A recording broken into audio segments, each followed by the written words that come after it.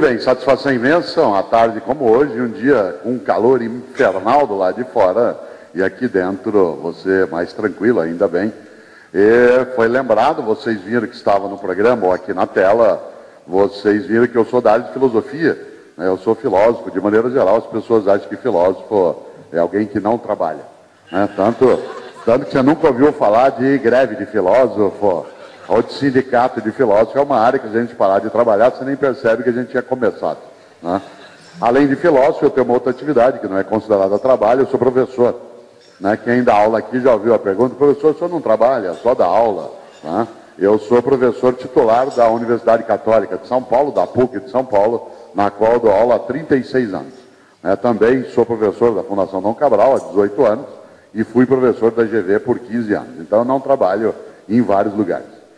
Como sobra tempo, eu sou comentarista da Rádio CBN. Para quem ouve CBN, entra todo dia, 6h32 da manhã, né? Chama-se Academia CBN. E para quem está em São Paulo, entra também às terças e quintas, às 10h15 da manhã. Hoje eu entrei falando de dentro da penitenciária, aqui ao lado, que eu estava lá num trabalho com os agentes e interrompi a atividade e tive que ir até uma cela para poder falar, porque o celular só funciona dentro da cela, né? E é interessante, né? Na área que eu estava não pegava nada. E eu fui até uma cela e falei direto da cela. Então, em vez da sala de aula, hoje eu estava na cela de aula, que é a outra, né?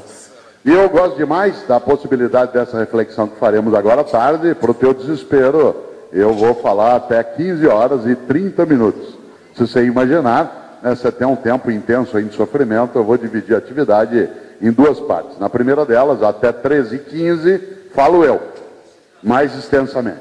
E às 15h15 até 15h30, tem 15 minutos. Às vezes você tem alguma questão, alguma reflexão, alguma coisa que queira trazer à tona, alguma sugestão, e aí a gente tem ao menos 15 minutos para essa reflexão. Mas até 15h15 eu vou trabalhar a noção de arte de liderar. E a primeira coisa que eu queria pensar é que o líder ou a líder é aquele que tem algo especial, que é o que eu chamo de insatisfação positiva.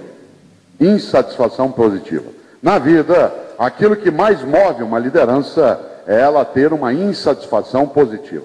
Existe uma insatisfação negativa, que é aquela da reclamação, do resmungo, da chateação. Mas há uma insatisfação positiva, que é quando você quer mais e melhor. Mais e melhor.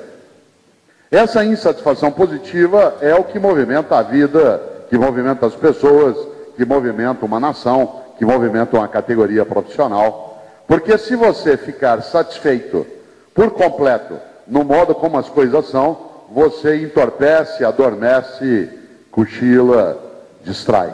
Quer ver um exemplo concreto? Eu vou fazer uma fala agora que enfrentará um poderoso adversário. Você acabou de se alimentar. E todo ser humano, que é o teu caso e o meu, e todo mamífero e mamífera, que é o teu caso e o meu, após alimentar-se, é atingido em cheio por um fenômeno biológico que em medicina a gente chama de alcalose pós-prandial, né? O que é alcalose pós-prandial? Mal você se alimenta, é necessário que o corpo coloque uma taxa alcalina maior na tua circulação, de maneira a te deixar entorpecido. Os alcaloides e os opiáceos, você sabe disso, eles dão entorpecimento. E o corpo está fazendo isso com você agora, e ele fará. Durante o início da minha palestra, você está sendo atingido em cheio, né, pela alcalose pós-prandial, porque comeu. Aliás, a natureza é sábia. Nós temos várias coisas a aprender com elas. Nós, às vezes, não aprendemos. Por exemplo, a natureza é inteligente. Ela usa princípios de sobrevivência, de querer mais e melhor. Ela quer que a vida continue, ela não está satisfeita com isso, ela quer que vá adiante. Ela lidera, inclusive, nossa formação. Quer ver dois exemplos só dois, da inteligência da natureza. Todo animal, que é o teu caso ou o meu, todo animal, no caso de uma situação de perigo extremo, que tiver que fugir, a primeira coisa que você tem é contração esfincteriana. Qualquer animal que estiver numa situação de perigo, que você tem que se proteger ou sair correndo, você tem contração esfincteriana, e aí na hora você libera carga inútil, né? Tudo que você não precisar, vai embora. Vai para o meio das pernas, mas vai. Qual é o princípio de inteligência que está por trás? Você tem de correr. Por que correr carregando algo que já não serve mais? Como é o caso de urina e fezes. Isso é sério. Todo animal, e nós entre eles, numa situação de profundo pânico, a contração esfincteriana te faz liberar fezes e urina. Porque aí você vai embora sem carregar nada numa situação de fuga que não tem necessidade de sê-lo. Princípio de inteligência. Aliás, nós temos que aprender na vida com isso. A gente tinha que liberar algumas cargas inúteis da nossa cabeça, da nossa nação, da nossa companhia, etc. Aquilo que você já não precisa, e não há porquê, continuar carregando aquela bosta toda, né? Desse jeito. Já imaginou? Quem diria? Quer ver outro princípio de inteligência? Muita gente nunca, às vezes, notou isso, mas nós, os homens dessa sala, os homens, as mulheres não, nós somos o único mamífero, o único dos mamíferos que tem os testículos desalinhados. Não sei se já notou isso. Já notou? Faça a experiência, depois você vai ver. Nós somos o único mamífero que tem os testículos desalinhados. Todos os outros mamíferos, exceto nós, têm os testículos na mesma posição. Porque nós somos o único dos mamíferos que é absolutamente bípede. Isto é, anda sobre as duas pernas sem o apoio de outras patas. Mesmo outros hominídeos, como aqueles que conosco partilharam o passado, ou símios, que também são primatas, como macacos, eles apoiam a pata dianteira, a cauda, e por isso eles não são completamente bípedes. Nós somos. Por isso nós não podemos ter os testículos alinhados. Porque se alinhados fossem, no caminhar, haveria atrito. E seriam 3 passos, uma ajoelhada. Né? Desse ponto de vista, a natureza é inteligente. Ela nos gerou testículos em desalinhamento, a ponto que você anda e eles funcionam como um pistão. É outro tipo de movimento. Faça a experiência no intervalo, você vai ver, né? Você vai notar algo que é de inteligência. Olha só, princípio, outro princípio da natureza, você acabou de se alimentar. E a finalidade da alimentação é a obtenção de energia. Para obter energia com o alimento que você ingeriu, o corpo vai ter que gastar energia para quebrar o alimento. Obviamente, princípio básico de economia, a energia que será gasta para a obtenção de energia tem que ser menor do que a energia que será obtida. Senão você tem déficit. O corpo terá que gastar agora menos caloria na obtenção das calorias que vai obter. Para isso ele vai ter que baixar o teu ritmo metabólico. Aliás, ele já está fazendo isso. Ele aumentou a circulação alcalina na tua estrutura metabólica. E a partir de agora, você começou a entrar em estado de entorpecimento.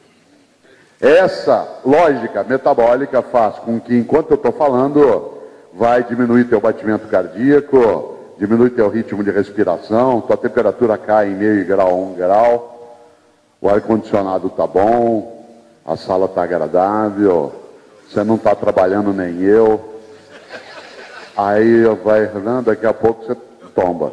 Alguns dormem com um sorrisinho no canto da boca, sai até saliva às vezes.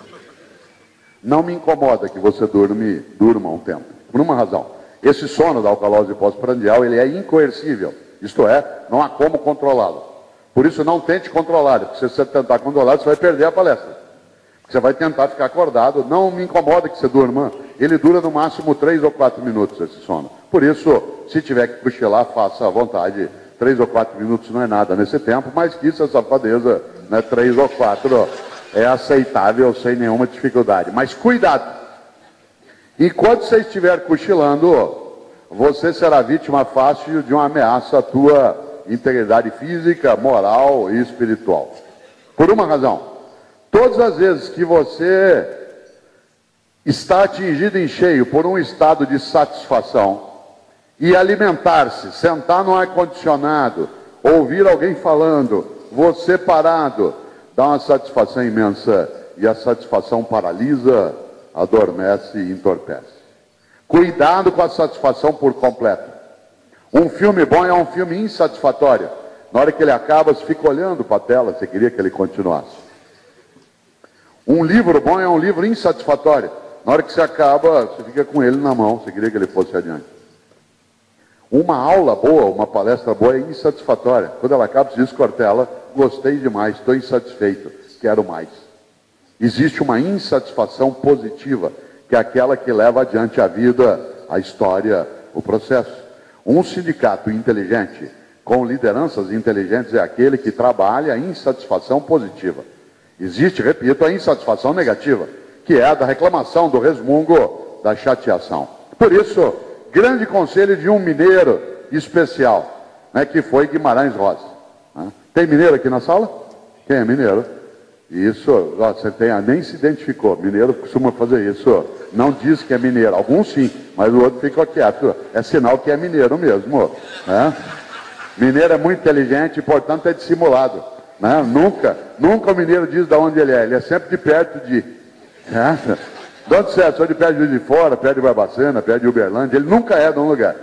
Mineiro é tão inteligente, Neto, que dois mineiros estão conversando. Esse é um bom lema para vocês, para a campanha de 2014.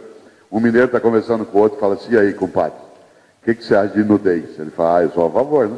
Melhor nudez que no nosso, né?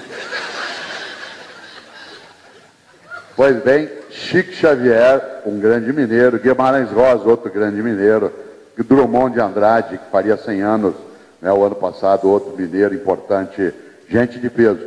Mas Guimarães Rosa, que era médico e entendia também de natureza, diz uma coisa que tem a ver com isso que eu estou falando. Guimarães dizia, e é verdade, o animal satisfeito dorme. O animal satisfeito dorme. As mulheres sabem o que é isso. A satisfação paralisa, a satisfação adormece, a satisfação entorpece. Desse ponto de vista, atenção, primeira grande questão na arte de liderar: o líder ou a líder é aquele ou aquela que trabalha a insatisfação positiva, que é querer mais e melhor. Quando você está satisfeito, você sossega, distrai, cochila, relaxa. E é um perigo. Isso significa que querer mais e melhor é uma virtude. Qual é o nome dessa virtude? Ambição. Cuidado, não confunda ambição com ganância. Uma pessoa ambiciosa é aquela que quer mais e melhor. Uma pessoa gananciosa é aquela que quer só para si, a qualquer custo. A ambição é uma virtude, ganância é um vício. O exagero da ambição gera a ganância. Por exemplo, eu, Cortella, sou ambicioso. Quero mais capacidade, mais conhecimento, mais estrutura, mais saúde, mas não quero só para mim e nem a qualquer custo. Se tem um lema que eu não posso ter na vida é: fazemos qualquer negócio. Porque há negócios que, embora possam ser feitos, não devem ser feitos. Podem, mas não devem. É uma questão de decência. Desse ponto de vista, a regra é ambição, sem que ela seja ganância. Atenção, o líder ou a líder é aquele que desenvolve a capacidade ambiciosa e rejeita a ganância. Nós estamos vivendo hoje, se você imagina, ainda os reflexos fortes de uma crise econômica que se iniciou em 2008. E se você se lembra, a grande quebra da Bolsa em 2008 aconteceu no dia 24 de outubro. Hoje, em 2008, se você lembra, o Lehman Brothers quebrou em 15 de setembro.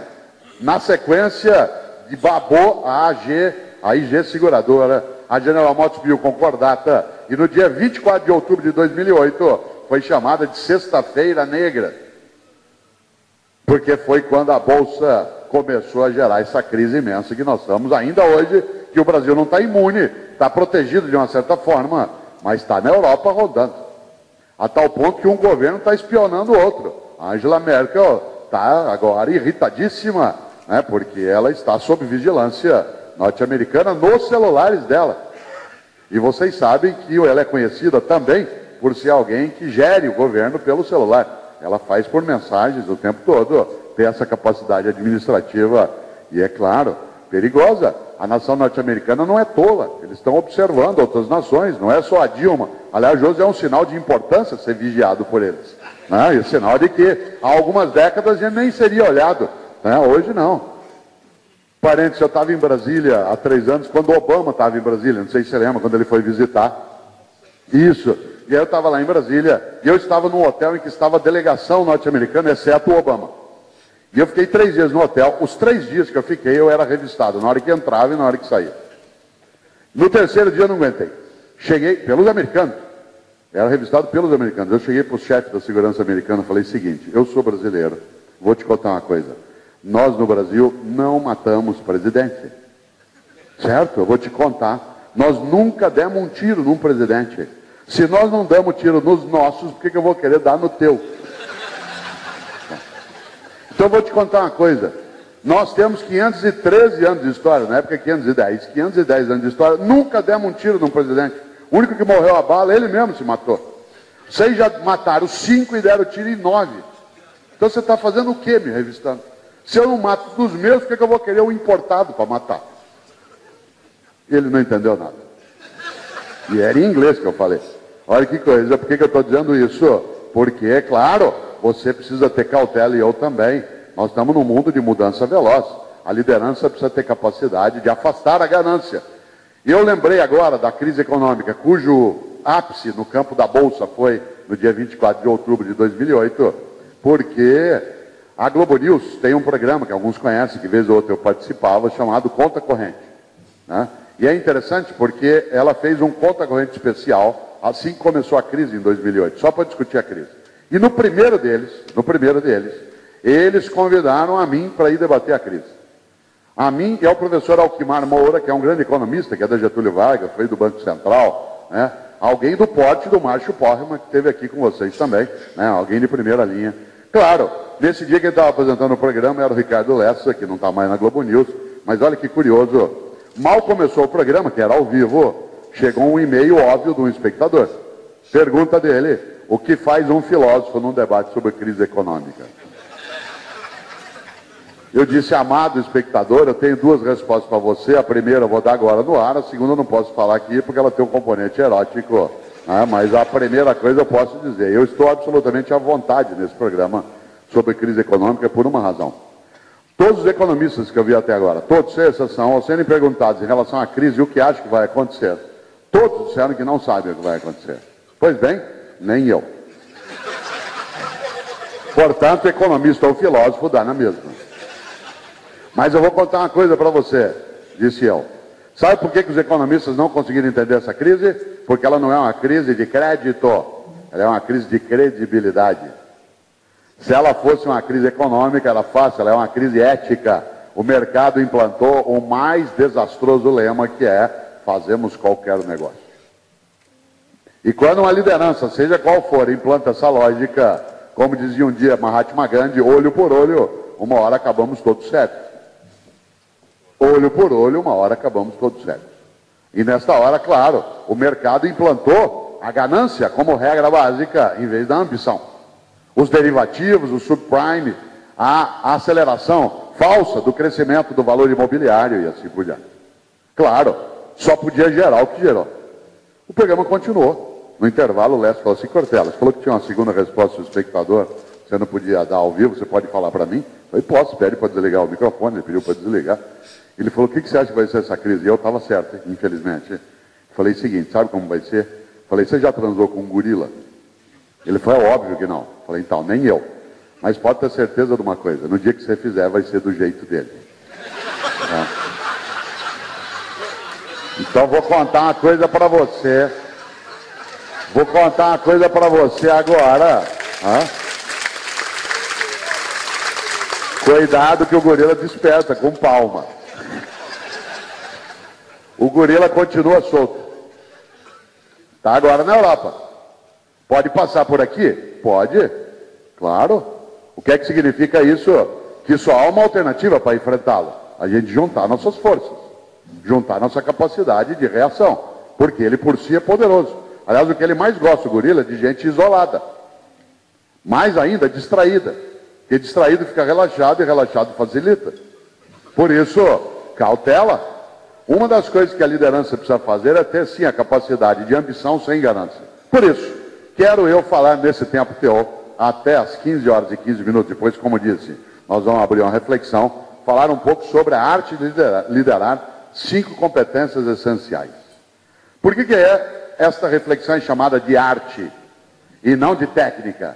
Porque a liderança pressupõe, acima de tudo, algo que é próprio da arte, que é sensibilidade. Sensibilidade para ultrapassar o óbvio. Sensibilidade para ir além daquilo que parece evidente. Sensibilidade para negar aquilo que parece claro demais. A arte ultrapassa isso. Por exemplo, a gente brincou, né, em relação ao Pato ontem no jogo, eu torço para o Santos, mas fiquei decepcionado, né, com o modo como ele bateu o pênalti, porque ele fez o mais óbvio dentro de uma batida de pênalti, e parecia que ele não bateu o pênalti. Até quem não é corintiano como eu ficou olhando aquilo e falando, o cara vai bater de novo, vai voltar, como é que é isso? Você já imaginou? Aquilo é de uma obviedade. O jeito mais fácil de bater um pênalti é daquele jeito, bater para o goleiro. Isso é de uma obviedade imensa. Por que nós admiramos o Cristiano Ronaldo? Por que nós admiramos o sueco, que é capaz de fazer gol de letra? Fez outro ontem. Por que a gente admira o Neymar? Porque ele vai contra o óbvio. Por que a gente admira e admirava muito o Pelé? Porque ele ia contra o óbvio. Aliás, ontem foi aniversário do Pelé. O Pelé nasceu exatamente, né, no dia 23 de outubro de 1940. Portanto, alguém que ontem completou a idade de 73 anos. Olha que encantou tanta gente. Mas ele ia contra o óbvio. Algumas pessoas dizem assim, o Pelé tinha o dom do futebol. Cuidado, porque muitas vezes se fala em dom da liderança. Cautela. Pelé tinha o dom do futebol? Nada. O dom que ele tinha era o Dondinho, que era o pai dele. Né, que fazia ele treinar 2 horas a mais por dia quando o treino do Santos acabava. Dom nada. Ele tinha uma habilidade que teve que ser desenvolvida. Não é uma coisa que nasceu com ele. Tem gente que fala, você tem o dom da liderança. Imagina, a liderança é uma coisa que se desenvolve com sensibilidade, prática. Você imagine, não é o que nasce pronto. O cara precisa fazer, errar bastante, voltar, praticar, suar. Como diz a clássica frase, que alguns atribuem ao Oscar, outro ao Tiger Woods, cada dia é um. É assim, quanto mais eu treino, mais sorte eu tenho. Quanto mais eu treino, mais sorte eu tenho. A coisa que mais me chateia numa palestra é quando ela termina e alguém chega e fala assim, Cortella, você tem o dom da palavra. Dá vontade de xingar o cara. Como ter o dom da palavra significa o quê? Que eu não tenho mérito nenhum, que eu não fiz esforço algum, que Deus me chamou e falou, vem aqui, você que vai falar em público. Faz 58 anos que eu estou na escola, como aluno e professor, já tive que ler mais de 10 mil livros para poder escrever 20 livros, tenho que dar aula, viajar, cada dia eu estou numa cidade, hoje eu estou em São Paulo, que é onde moro, onde estava em Belo Horizonte, amanhã de manhã eu vou para Brasília. Você trabalha, erra, se equivoca, volta atrás, aprende, senta, aprende e volta de novo. E a pessoa vira e diz, você tem o dom da palavra. Significa o quê? Que você não tem mérito algum? Claro que não. Por isso volta exatamente a esse polo. A arte é alguma coisa que exige sensibilidade para ir além do óbvio. Uma liderança é aquela que ultrapassa o óbvio. O óbvio nos aprisiona. No Brasil nós gostamos um pouco do óbvio. Isso é um risco. Quer ver um exemplo? A música brasileira que mais tem versões fora do Brasil é Aquarela do Brasil, do estupendo Ari Barroso, um mineiro nascido em Ubá, lá na zona da mata. Olha que coisa, a música tem um verso incrivelmente óbvio, que a gente canta e não lembra. Há uma hora na música que se canta assim, esse coqueiro que dá coco. Qual seria a outra possibilidade num coqueiro? Ou dá coco ou não dá. Ou dá coco ou não dá. Agora a gente canta, esse coqueiro que dá coco, parece espantoso, um coqueiro dando coco. Você ri? Nós gostamos do óbvio. Quer ver um exemplo? Tem gente nesse auditório que diz assim, Cortella, eu sou muito azarado, tudo que eu procuro é sempre no último lugar que eu estou procurando. É uma coisa evidente. Todo ser humano em sã consciência acha que está procurando no último lugar onde procura. Ninguém, após ter achado, continua procurando. Mas sempre vai ser no último lugar. E aí você fala isso e a pessoa ao lado fala, isso acontece comigo também. Cuidado com o óbvio. O óbvio é uma coisa extremamente perigosa. Eu citei agora o Barack Obama, ele conta algo que é verdade. Quando ele tinha 10 anos de idade, ele conta isso numa biografia, 10 anos, ele chegou para a avó dele, que foi quem o criou, e falou assim, aos 10 anos de idade, vó, eu vou ser presidente dos Estados Unidos. Imagine se ela vira para ele e fala assim, menino, você fumou alguma coisa? É óbvio que você não vai ser, menino. Onde já se viu? Você nasceu no Havaí, é negro e tem nome muçulmano. Como que você vai ser presidente dos Estados Unidos, moleque? Você está louco? Sai para lá, menino. Você está maluco? Você chama Barack Hussein Obama, é afrodescendente e nasceu no Havaí. O que ela falou para ele? Segundo ele, vai que você pode. De onde ele tirou o lema, yes we can. Claro que não bastou ele querer para acontecer. Ele precisou estudar, lutar, brigar, aproveitar a política de cotas afirmativas nos Estados Unidos, entrar em Harvard, fazer direito. Aliás, porque não fossem as cotas lá, não haveria Obama, Colin Powell, Condoleezza Rice, quer dizer, uma série de homens e mulheres, né, que conseguiram, numa política que foi emergencial, e como toda política afirmativa tem que ser por um tempo, mas ela aconteceu. Se você imaginar, nós estamos falando de uma nação que até há 40 anos ainda tinha segregação por lei. Hoje, 24 de outubro, é aniversário de morte de um símbolo da resistência racial nos Estados Unidos, que é Rosa Parks. Se vocês se lembram de história, Rosa Parks foi a primeira mulher negra que se negou a levantar do banco do ônibus para um branco sentar. Porque, por lei, cada vez que um branco entrasse no ônibus, tivesse um negro sentado, ele tinha que levantar, senão ele era preso. E Rosa Parks, uma costureira, ela se negou. No dia 1º de dezembro de 1955, ela se negou a sair do lugar. E foi presa, e foi para a cadeia. E começou um movimento nos Estados Unidos que um dos advogados que liderou foi o grande, né, Martin Luther King, que era um jovem, né, que saiu ajudando a compor. Rosa Parks morreu exatamente em 24 de outubro, né, do ano de 2005, um símbolo nessa história, uma nação que até há pouco tempo segregava, uma nação poderosa que tem as melhores universidades do planeta, ainda assim ela tinha os piores horrores em relação à convivência.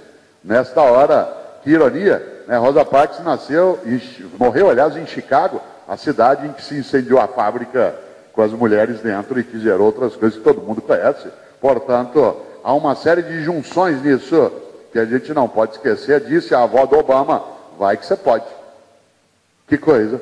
Se eu dissesse para vocês o que eu vou dizer agora, olha só, se eu dissesse isso no dia 24 de outubro de 1993, isto é, há exatos 20 anos. 24 de outubro de 1993, se eu dissesse para vocês o que eu vou dizer agora, gente, esse país vai decolar o dia que a gente tiver na presidência da República um professor de sociologia, um torneiro mecânico sem escolaridade completa e uma mulher mineira. Você olhar para mim e falar assim, Cortella, você fumou alguma coisa? Você está louco, é óbvio que isso não vai acontecer. Você está babando, como que isso pode acontecer? Onde já se viu? Atenção, goste de você ou não das pessoas que eu estou mencionando, isso é uma questão tua. Isso é um fato. Se eu dissesse há 20 anos, esse país vai decolar, o dia que a gente tiver na presidência da República, um carioca que fez carreira em São Paulo na área das ciências sociais, um pernambucano da área sindical, que entrou, né, para a política, e uma mulher mineira formada em economia com carreira no Rio Grande do Sul, você dizer que eu estava maluco. Atenção, guarda essa ideia. O líder ou a líder é aquele que recusa o óbvio, que procura ultrapassá-lo, que vai por outro lado. Em qualquer área, seja na área de produção da ciência, seja na religião. Por que nós nos encantamos com a visita do argentino Francisco, do Papa? Porque ele sai do óbvio. Saiu de toda aquela coisa meio ostentatória e imperial. E o cara sai a andar, desce do avião com uma pastinha na mão. Você já pensou? Ele segurando a pasta dele. E eu sei porque eu ajudei a fazer a transmissão da chegada dele com o Datena na Band. Embora seja do Sistema Globo, eles emprestaram. E eu fiz a chegada. 4h30, eu e o Datena, para descrever coisas altamente emocionantes. É assim, o avião está descendo. Pousou. 2 rodas. Olha a bandeira, é amarela e branca, e a outra. E aí vai, 4h30, os dois desesperados ali. Né? Mas olha só, belíssima cena, ele embarcando na Itália com a pastinha na mão. Belíssima cena, embarcando de volta no domingo, quando eu fiz o matéria de capa da cultura na saída dele, subindo com a pastinha dele. Contra o óbvio. Você já imaginou? O cara pega e está num carro sem blindagem, num lugar em que a gente anda debaixo do banco, e ele abre a janela e fica tomando vento fresco. Até quem podia dar um tiro nele ficou espantado.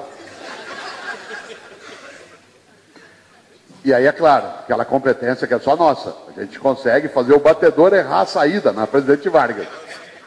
E trava. E um dos caras mais importantes do planeta é cercado pelo povo. A segurança não dava conta. E só aconteceu uma coisa inacreditável. Afago, beijo, abraço, bênção, etc. E deu uma emoção imensa nas pessoas. Qualquer um, seja cristão ou não, católico ou não, tanto faz. O cara conseguiu fazer uma coisa incrível, parar o país uma semana e pautar a imprensa inteira por uma semana. Não precisava mais nada. Ele não fez o óbvio. Argentino que é, qual o primeiro país do mundo que ele visitou como Papa? Brasil. Essa foi uma foiçada daquela. Agora vocês vão ver. Cadê o Papa vosso? Ainda brincou, foi irônico, disse que Deus era nosso, etc. Inteligente. Um cara que é liderança. Não é tolo. Se cuida, tão liderança que ele não mora dentro do Vaticano.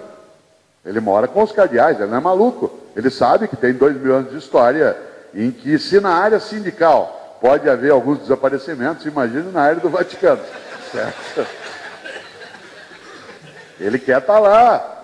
O sujeito é estudado, é jesuíta, estudou o islamismo. Há um ditado islâmico que diz: confie em Alá, mas amarre bem os seus camelos. Confie em Alá, mas amarre bem os seus camelos. Liderança vai além do óbvio, tem sensibilidade. Sensibilidade, seja ele, seja quem for. Olha que coisa, é preciso que o líder entenda a liderança como arte. E a arte é aquilo que ultrapassa o óbvio, isto é, que não fica recluso, fechado dentro de onde estava. Por isso, na arte de liderar há uma questão inicial. Liderança é dom ou virtude? Claro que liderança é uma virtude, isto é, uma força intrínseca. Ninguém nasce pronto. Você nasce com condições que facilitam, mas se você não exercitar, não vai acontecer nada. Eu, Cortella, nasci falando bem. Eu sei que eu falo bem, não estou sendo falsamente modesto. É minha profissão, faço isso há décadas. Como eu nasci fazendo isso, não. Nasci com alguma coisa que facilita isso? Claro, nasci com voz. Certo? E nascer com uma voz que é boa para a rádio, boa para a aula, etc. Há pessoas que falam bem, mas ela tem uma voz que não ajuda, a pessoa se cansa logo. Há pessoas que têm um olfato, por nascimento, mais desenvolvido, são melhores em algumas atividades. Pelé tinha, de fato, algo que era especial, uma visão espacial do córtex anterior, que era maravilhoso. Ele enxergava a jogada antes dela acontecer. Portanto, nasceu com ele, mas se ele não desenvolvesse, passasse o resto da vida em Bauru, jogando lá no Baque, não ia acontecer nada. Ele foi trazido para Santos, que era um time que estava decolando, deu de cara com uma geração que tinha Zito, que tinha Mengalvio, que tinha Gilmar, que tinha, olha só, Rivelino, não, Rivelino foi mais tarde, tinha gente, o Clodoaldo foi mais tarde. Quando o Pelé chegou aos 17 anos, eram outros, era Mengalvio, Pepe, olha que coisa. Encontrou um grupo de homens que formou o menino. Claro, homens, se a gente usar a linguagem do futebol, que eram todos meninos também, de 20 e poucos anos de idade. Que coisa interessante, ele tinha uma condição inata, mas ele encontrou um ambiente propício e não perdeu a ocasião. Aí diz assim, o Pelé tinha o dom do futebol. Digo de novo, ele tinha assim, era o dondinho. Pelé fazia uma coisa que quem já jogou futebol aqui na vida sabe que é dificílimo. Pelé cabeceava de olho aberto. Se você nunca jogou futebol, talvez não imagine que é uma dificuldade cabecear de olho aberto, que é antinatural. Um objeto vem na tua direção e você bate nele com o olho aberto. Jamais, você fecha o olho. Mas Pelé fazia uma coisa mais complicada, não é à toa que ele fazia gols inacreditáveis. Ele cabeceava de olho aberto em direção ao sol. Porque no futebol, muitas vezes, você está num campo que o gol do adversário está na outra posição do poente. Já ele nasceu com o dom do futebol? Claro que não. Todo dia, quando terminava o treino do Santos, o pai dele fazia ele ficar 2 horas a mais, treinando cabecear de olho aberto, virado para São Paulo. Isto é, em direção ao poente. Aí, claro que ele aprendeu. O que é inato nisso? A visão espacial. O que é inato em mim? A capacidade vocálica. O que é inato em algumas pessoas? Uma capacidade de bom ouvido e música. Vocês conhecem um grande homem, um músico brasileiro estupendo, que é Arthur Moreira Lima, um dos nossos maiores pianistas. Ele uma vez terminou um concerto no Palácio das Artes, ali na Afonso Pena, em Belo Horizonte. E na hora que ele terminou, um menino de 20 e poucos anos chegou para ele e falou assim, eu adorei o concerto, eu gostei demais. Virou para ele e falou assim, eu daria a vida para tocar piano como o senhor. Ele disse, eu dei. Eu daria a vida para tocar piano como o senhor toca. Ele disse, eu dei a vida. São 30 anos, 9 horas por dia, sem parar desde os 9 anos de idade. Nasceu Arthur Moreira Lima com alguma coisa que facilitou? Claro, capacidade auditiva boa, maior refinamento. Mas a liderança é, acima de tudo, uma virtude. Não é um dom. Se é dom, nasce pronto. Se é virtude, se desenvolve. Perguntinha óbvia. Se liderança é uma virtude em vez de ser um dom, quem é que pode ser líder? Qualquer um e qualquer uma. Qualquer um e qualquer uma de nós pode liderar, mas nenhum e nenhuma de nós lidera em qualquer coisa. Atenção, qualquer um e qualquer uma de nós pode liderar alguma coisa, mas nenhum e nenhuma de nós lidera qualquer coisa. Você e eu não somos capazes de liderar todas as coisas, mas também não somos incapazes de liderar alguma coisa. Eu fui secretário de Educação na cidade de São Paulo, no governo da Irundina, e uma das coisas que eu nunca fiz na vida, e continuo sem fazer até hoje, é alfabetizar uma criança. Eu nunca alfabetizei uma criança. E eu dirigi uma secretaria que tinha 1 milhão de alunos, 750 escolas, 65 mil professores. Eu liderava quem liderava a alfabetização, mas eu não liderava a alfabetização, eu liderava quem liderava. Quem é que foi secretário antes de mim? Paulo Freire. O grande pernambucano Paulo Freire. Paulo Freire organizou e estruturou, a mim coube depois, nos 2 últimos anos de governo, levar com maior tranquilidade. Mas eu nunca alfabetizei uma criança. Por isso eu tinha que ser inteligente, tive que sê-lo no medida do limite, que era de escolher para liderar a alfabetização quem sabia fazê-la. E a mim cabia o quê? Liderar quem liderava. A frase antiga, você conhece, se você tem assessores melhores do que você é melhor do que eles. A minha tarefa na secretaria era liderar uma equipe que entendia do assunto. A minha tarefa não era fazer aquilo. Uma das coisas que a gente admira em alguns líderes é a capacidade de liderar uma equipe que sabe fazer o que ele não sabe. É só você olhar várias lideranças. O Lula é um exemplo clássico disso. Ele não sabe fazer quase nada daquilo que ele faz com que outros façam. Mas ele sabe liderar as pessoas para fazê-lo. Algumas pessoas são muito boas para fazê-lo, nem sempre esse Papa tem essa capacidade. Nelson Mandela o tem. Se você olhar na história, né, Getúlio Vargas, com todas as encrencas que se pode ter, era alguém que era capaz de liderar pessoas que podiam liderar o que ele não sabia fazer. Tem toda uma lógica dentro disso. Ora, por que eu estou trazendo isso à tona? Porque liderança é uma virtude. Tem gente nessa sala aqui que é capaz de liderar, nesse final de semana, uma excursão até Aparecida para rezar para que o Rogério Ceni se aposente. Por exemplo, você vai fazer uma romaria para isso acontecer. Né? Outros não, por contrário, para ele continuar, né, de onde ele está. Aliás, jogou bem a beça ontem. Né? Bem a beça. Alguns São Paulinos disseram que foi a melhor partida dele quase que na história. Né? Que é uma coisa, não é tão difícil assim, mas é uma coisa admirável. Que coisa boa. Quem diria, você organiza uma excursão Aparecida, tem gente que é capaz de dizer assim, gente, vamos fazer uma festa hoje à noite, e aí vai, organiza e faz. Lidera. Porque, afinal de contas, o que é liderar? Agora eu vou dar uma definição. Liderar é inspirar, animar e motivar ideias, pessoas e projetos. Liderar é inspirar, motivar e animar ideias, pessoas e projetos. O líder ou a líder é aquele que inspira. Olha aqui para mim, se você puder. Enche de fôlego, inspira, dá vitalidade. Tem gente que inspira e tem gente que expira. O líder é aquele que motiva, faz mover, movimenta ideias, pessoas e projetos. O líder é aquele que é capaz de animar. O que é animar? Animar não é nome que se dá a bicho em Capivari. Né? Animar é a capacidade de você dar alma, né? Dar vida. Na minha cidade, que é Londrina, tem mais gente que é também pé vermelho como eu, né? Sabe disso. Londrina é animar. Né? Você fala, tá ligado com isso, mas é outra lógica. O que é motivar, inspirar e animar é dar vitalidade.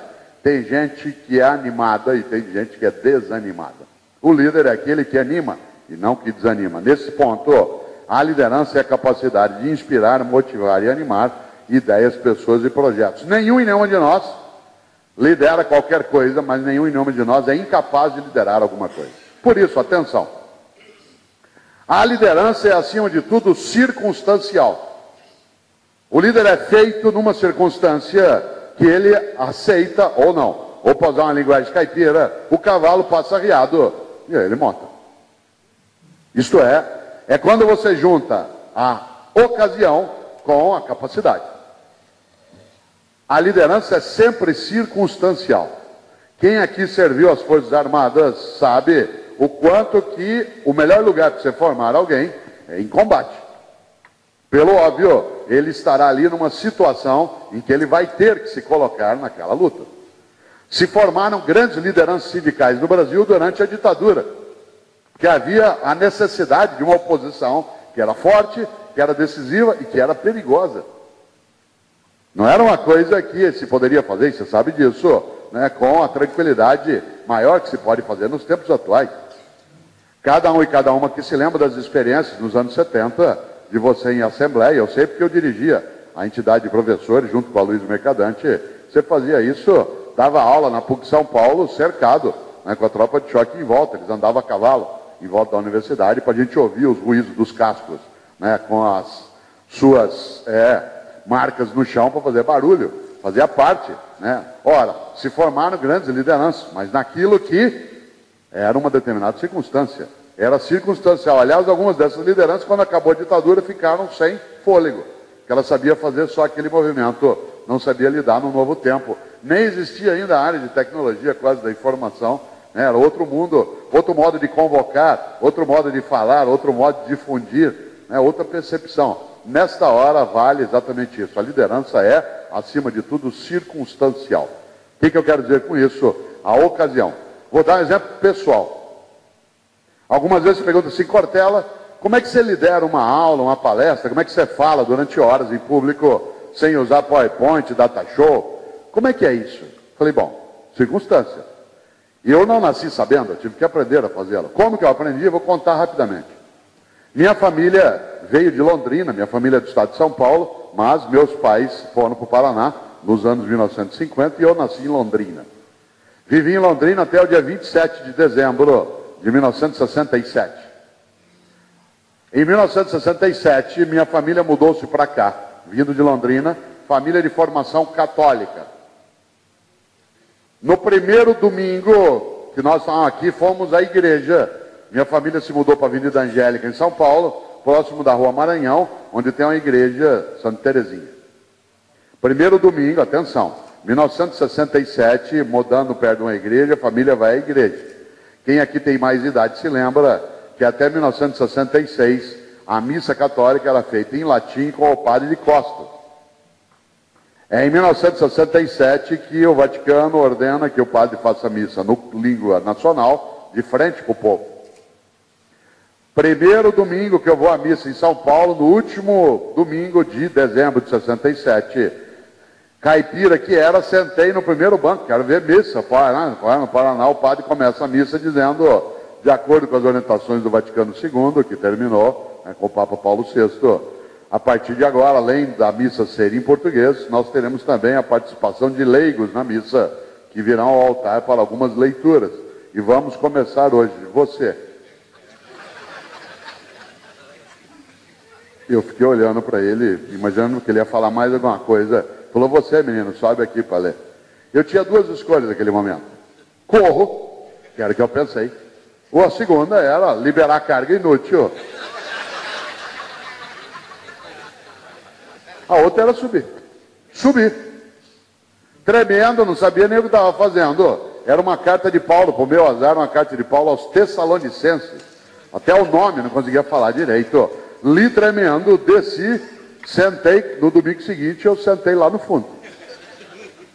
O padre começou a missa, disse, nós vamos continuar a prática que a Confederação Nacional estruturou, a partir, né, então de hoje, nós vamos retomar o que foi feito domingo passado, e as leigos participaram da leitura. Menino, você que leu domingo passado? No terceiro domingo, o que eu fiz? No sábado eu já li a leitura em casa, para não deixar solto. No outro domingo eu comecei a sentar no primeiro banco para ele me chamar. No outro eu me ofereci. No outro eu estava lendo na missa das 8, das 9, das 10, das 11. Aos 14 anos de idade eu estava numa igreja com 400 pessoas, o menino falando na igreja. Gostei. Estou na docência. Circunstância. Você diz, mas poderia não ser. Claro, foi uma questão de escolha naquele momento. Ou subia ou corria. Era uma escolha. Isso decide. A liderança é aquela que se forma na circunstância. Portanto, atenção. Liderar é inspirar, motivar e animar ideias, pessoas e projetos. Exige sensibilidade, por isso é uma arte. Mas, acima de tudo, a liderança é circunstancial. Depende da ocasião que você aproveita e nela se forma. Mas, acima de tudo, cuidado. Não confunda liderança com chefia.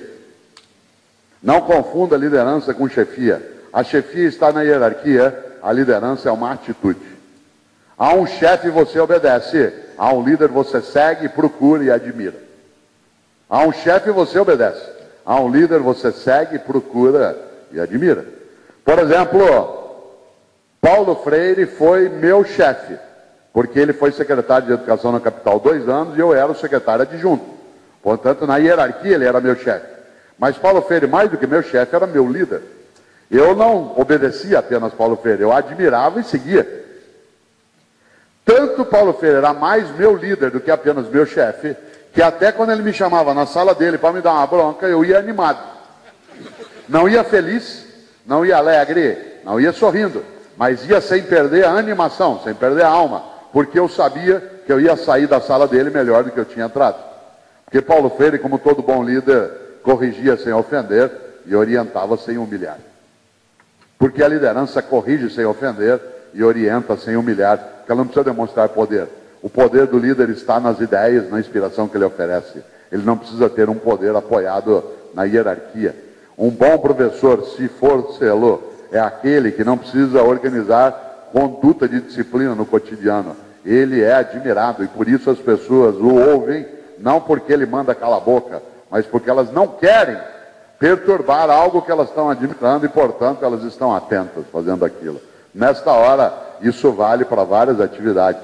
Não se confunda liderança com chefia. Claro, há muitos líderes que não são chefes, muitos chefes que não são líderes. Há um líder, repito, você admira, procura. Há um chefe, você obedece. Aliás, a frase é clássica, manda quem pode, obedece quem tem juízo. Há uma pessoa que é só teu chefe, e em vez de ele te inspirar, ele te expira. Tira teu fôlego. Se eu sou só teu chefe dentro, por exemplo, do sindicato, chamo você para falar comigo, alguém fala assim, ó, a Cortella está te chamando. A primeira coisa que você faz é assim, um saco. A segunda, você vai até a minha sala e antes de bater na porta, faz assim, ó. Aí você bate, fala assim, o senhor chamou? Aí eu tenho que falar logo, senão o seu riso não sustenta. Né? Na hora que eu paro, fala alguma coisa, você tranca a porta, se der, você faz assim, ó. É que hoje tem câmera, mas a gente fazia assim. Frase de para-choque de caminhão no Paraná, na subida você me aperta, na descida nós acerta. Certo? Na subida você me aperta, na descida nós acerta. Atenção, o que eu falei até agora, para o teu desespero, ainda falta para você, olha só, 24 minutos para eu parar de falar. Daí a gente abre. Liderar é inspirar, animar e motivar ideias, pessoas e projetos. O líder ou a líder é aquele que vai além do óbvio, tem sensibilidade. Liderança é circunstancial, ela é uma virtude que tem que trabalhar algumas coisas que você tem já de origem. Ela é, acima de tudo, algo que está, não no nível da hierarquia, por isso liderança não é um cargo, é uma função, não é hierárquica. E a última coisa dentro disso aí, eu vou falar de 5 competências essenciais bem rapidamente, que eu estou preparando todas elas até agora. Liderar é, acima de tudo, algo ligado à experiência. Liderança está vinculada à experiência. Agora, cuidado com a armadilha. Experiência não está ligada à idade. Não se mede a experiência pela extensidade de tempo, mas pela intensidade de prática. Vou dizer de novo. Não se avalia uma experiência pela extensidade do tempo, mas pela intensidade da prática. Eu tenho as minhas colunas da CBN publicadas agora em forma de livro, chama Pensar Bem nos Faz Bem. São 2 volumes, um deles trata disso. Você não mede a experiência de alguém pelo tempo que ele faz algo, mas pela intensidade daquela atividade. Exemplo, tem gente que dirige carro há 30 anos e tem menos experiência do que alguém que dirige carro há 5 anos. Por quê? Porque às vezes ele dirige há 30 anos, mas ele só faz 2 percursos no dia, vai para o trabalho e volta. E tem outro que dirige há 5 anos e dirige o dia inteiro, para lá e para cá. Onde você pega a experiência, por exemplo, do médico? O tempo que eu dava aula na Santa Casa de São Paulo, o lugar de formação médica é no pronto atendimento, no pronto-socorro. Você está lá numa sexta-noite em São Paulo, amanhã à noite, chegam 5 pessoas ao mesmo tempo, com politraumatismo, um está em choque, o outro está com as vísceras para fora, o outro está... Você tem que se formar naquela situação, vai ter que decidir, liderar a equipe e dizer esse aqui desfibrila, que senão ele vai ficar. Esse aqui você pega as vísceras, põe para dentro, não faz nada, só coloca um lençol em cima, tampona, espera que depois a gente vê. Vai ter que lidar naquilo. Portanto, experiência está ligada à extensidade de tempo? Não, está ligada à intensidade de prática. Por exemplo, na área que vocês atuam mais diretamente, há um número imenso de pessoas com menos idade que vários de nós, que tem muito mais experiência. mas muito mais experiência. Isso significa que um líder inteligente é aquele que presta atenção em quem sabe mais do que ele, mesmo que tenha menos idade. Portanto, é alguém que sabe que no mundo da tecnologia, da informação, há toda uma nova geração que tem familiaridade com esse mundo de conectividade, de instantaneidade, de simultaneidade. E que, portanto, atenção, é mais experiente que eu. E nessa hora, o que eu faço? Me humilho? Não. Conto com a experiência dele. E se eu for inteligente, eu aproveito essa experiência para aprender com ele. E, ao mesmo tempo, fazer com que ele lidere atividades e eu possa liderá-lo se eu sou um bom líder de pessoas, negociações, processos e projetos. Fica claro isso? Para isso tudo, atenção. O líder ou a líder é aquele que na arte de liderar tem que ter 5 competências essenciais. E eu vou aproveitar esses 20 minutos teus de desespero, antes de 3h15, para pensar exatamente cada uma dessas 5 competências de maneira sintética. Primeira grande competência essencial na arte de liderar, abrir a mente. Abrir a mente. O líder é aquele que não envelhece a cabeça. Abrir a mente. Tem gente que gruda no passado, olha aqui na minha mão se você puder, gruda no passado, naquilo que já fez, que nem um tatu gruda no fundo de uma toca. Crava a unha e fica. Não vou nem contar aqui como é que tira tatu da toca, eu só vou lembrar que é um sistema digital. Cuidado com a inclusão digital. Abrir a mente. Eu vou contar uma coisa para você, o mundo está mudando e muda com velocidade. Quer ver um exemplo concreto? O aluno que entrou esse ano na universidade, aquele para quem eu dou aula, que está no final do primeiro ano de Economia, Administração e Engenharia da Informação, Direito, Economia, Serviço Social. Que ano ele nasceu? Que ano nasceram os alunos que estão terminando o primeiro ano de universidade? 95. Atenção, eles não conheceram os Mamonas Assassinas. Agora, dia 2 de março, que passou, fez 17 anos da morte dos Mamonas Assassinas.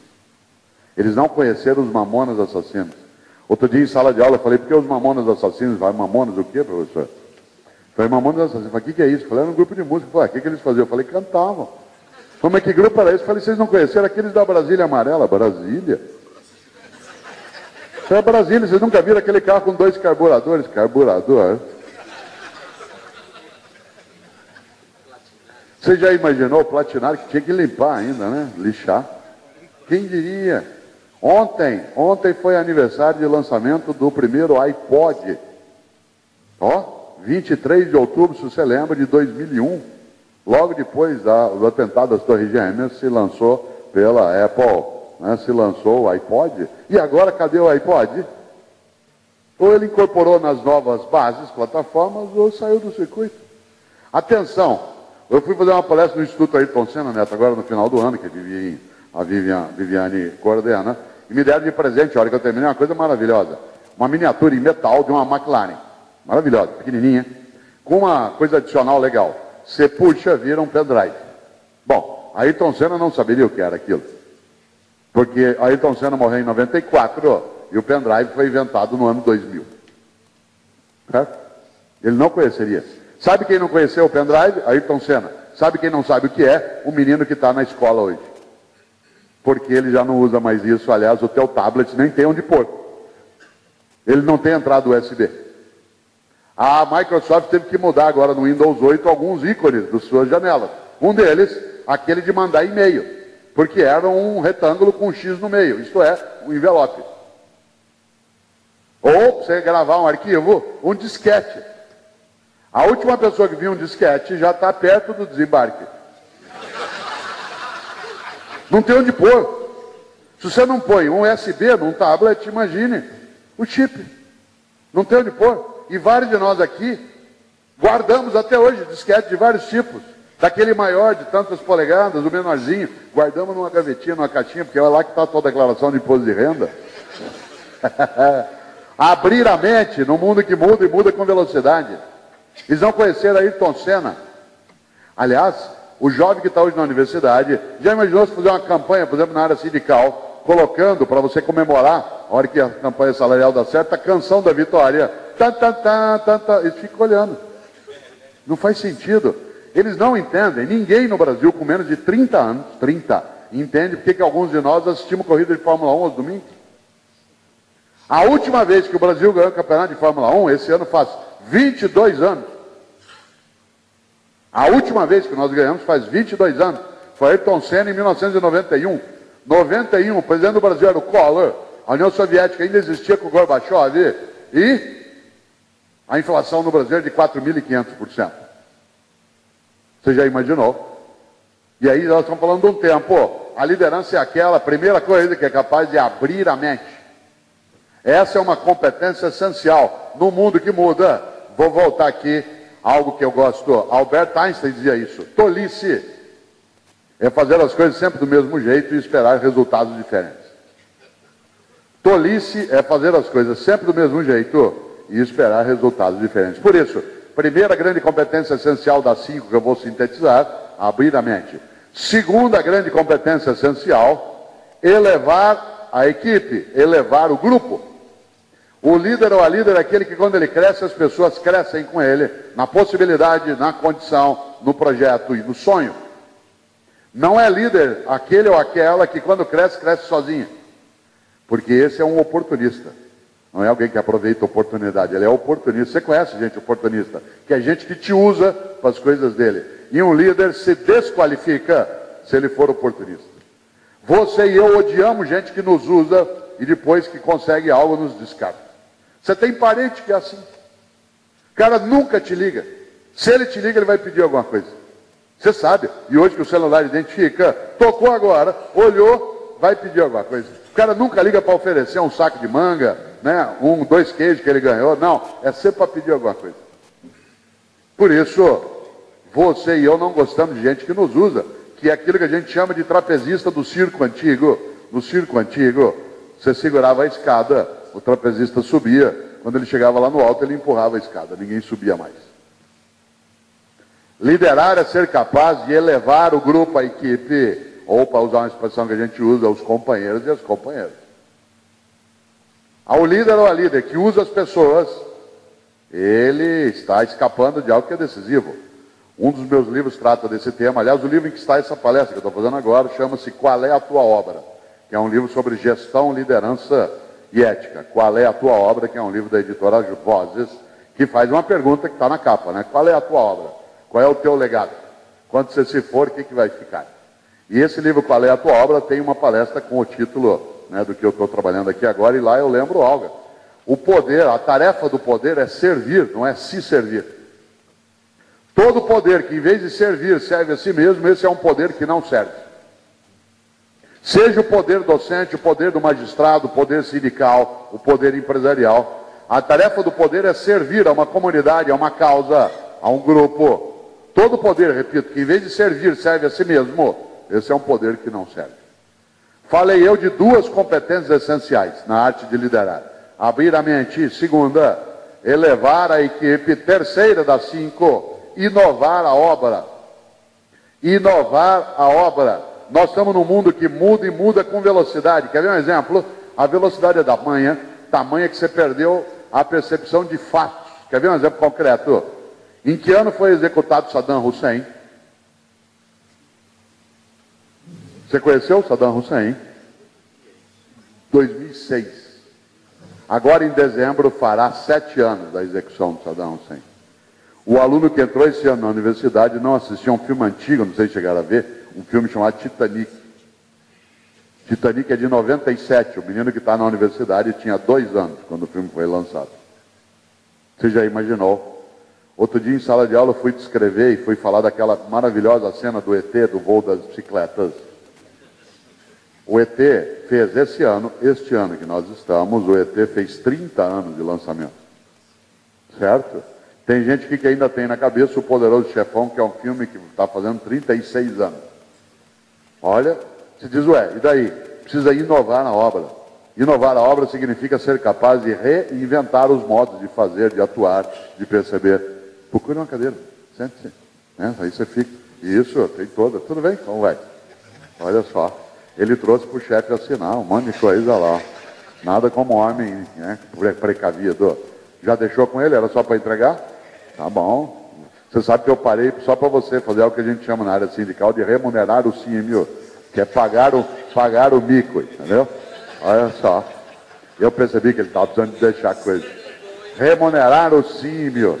Olha só, quem diria. Se vocês imaginam, guarde isso, inovar a obra. Exemplo. Será que eu já sei dar aula? Até certo ponto. O aluno entrou em 95, não, ele nasceu em 95. Seja na cidade que for, antes de pôr o pezinho na sala de aula, para ser formalmente alfabetizado por nós, já tinha assistido 5.000 horas de televisão. Obrigado.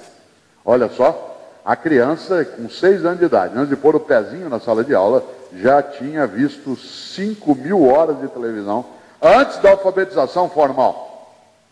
Ele viu Discovery Channel, ele viu National Geographic, ele viu Globo Repórter, ele viu novela, ele viu filme de violência, ele viu horário eleitoral, ele viu programa de auditório, ele viu publicidade, ele viu CPI, ele viu o julgamento da ação penal 470, ele viu filme pornográfico, ele viu debate, ele viu Big Brother Brasil altamente pedagógico, ele viu propaganda, ele viu Chaves, ele viu cena do atentado às Torres Gêmeas de Nova York, que ele não tinha nascido, ele viu imagem da ocupação do Iraque, ele viu imagem do tsunami na Ásia em 2004, ele viu o jogo do Corinthians, todo tipo de horror que você puder imaginar, ele assistiu.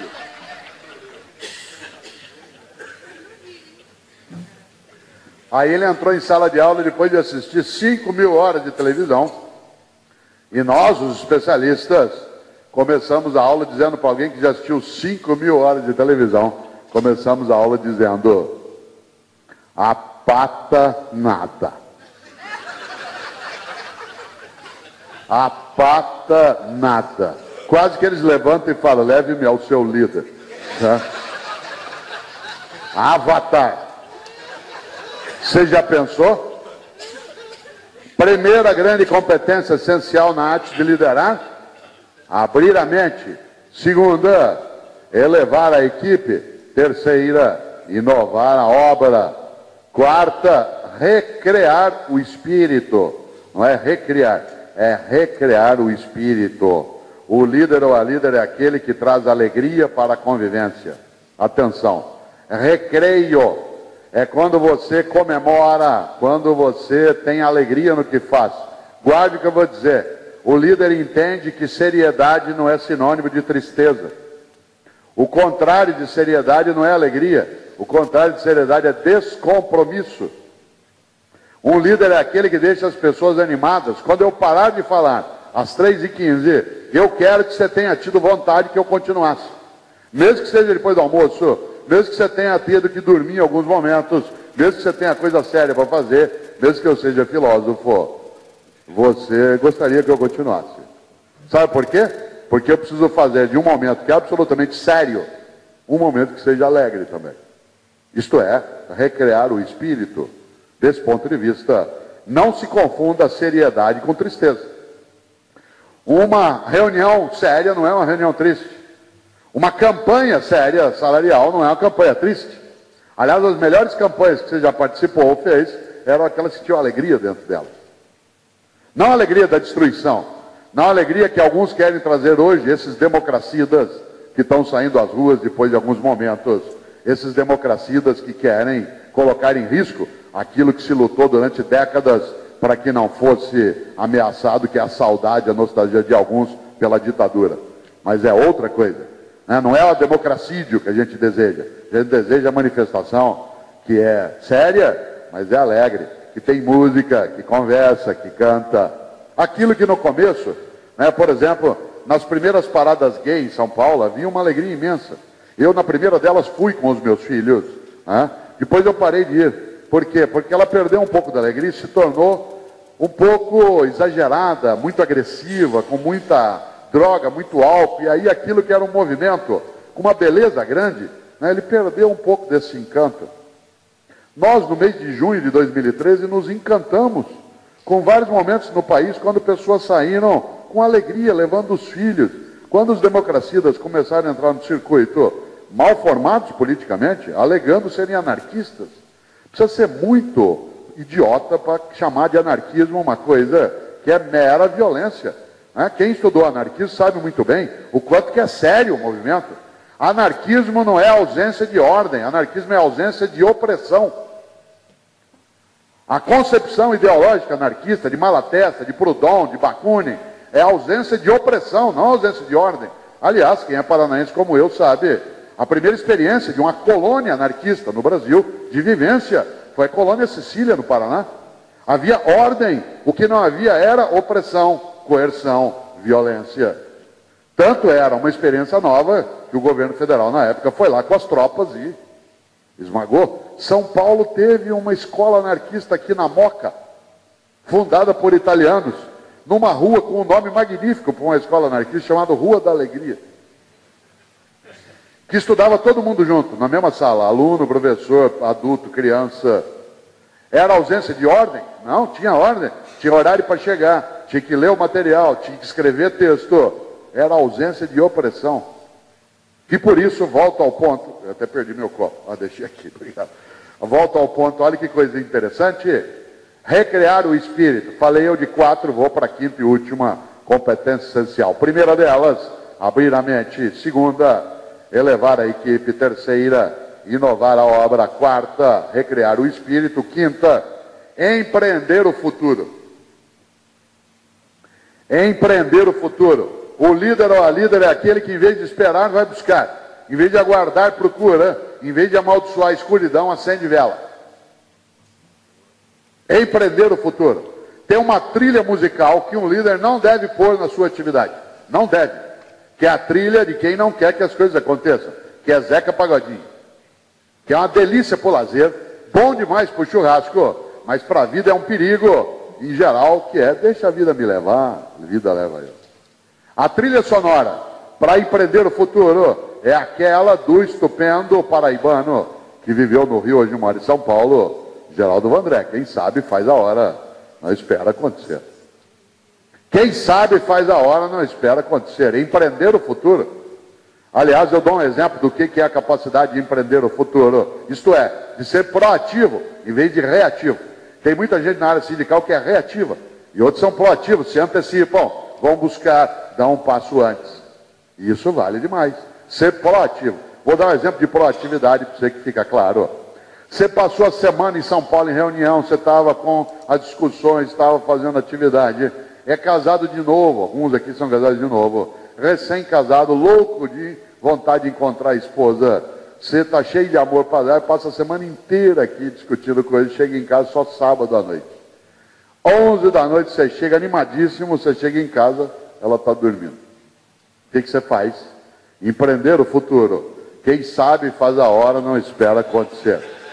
Você pega um copo com água e 2 aspirinas e leva e põe ao lado dela na cama. Ela vai acordar e fala assim, ué, mas eu não estou com dor de cabeça. Você fala, então. Proatividade. Evite dor de cabeça. Seja capaz de antecipar em vez de aguardar. Por isso, atenção. Nesses 2 minutos finais, antes de 3h15, queria lembrar exatamente essa ideia. Há 5 competências essenciais na arte de liderar, que eu falava agora. Abrir a mente, elevar a equipe, inovar a obra, recriar o espírito e empreender o futuro. Isto é, ser capaz de inspirar no sentido de animar, no sentido de motivar, no sentido de inspirar. Nesta hora, vale puxar algo para ir fechando. Para que é que serve, por exemplo, vocês estarem nesse seminário aqui?